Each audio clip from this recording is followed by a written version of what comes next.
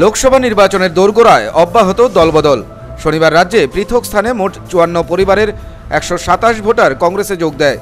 ফটিকরা বিধানসভা কেন্দ্রের রাজকান্দি এলাকার মরাছড়া এডিসি ভিলেজে অনুষ্ঠিত হয় একটি যোগদান সভা। প্রাক্তন আইপিএফটি নেতা ধীরেন্দ্র দেববর্মার বাড়িতে হয় সভাটি। এই সভায় বিজেপি এবং আইপিএফটি ছেড়ে ৩৫ পরিবারের ১২৭ জন ভোটার কংগ্রেসে সামিল হয়েছে। দলীয় পতাকা দিয়ে নবাগতদের দলে বরণ করে নেয় কংগ্রেস নেতৃত্ব। এদিকে আগরতলায় কংগ্রেসের সদর দপ্তরে শনিবার সন্ধ্যায় অনুষ্ঠিত হয় একটি যোগদান সভা।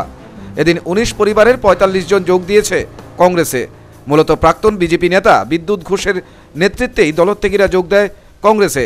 গত বিধানসভা নির্বাচনের পূর্বে নারী কেলেঙ্কারির দায়ে বিদ্যুৎ ঘোষকে বহিষ্কার করেছিল বিজেপি।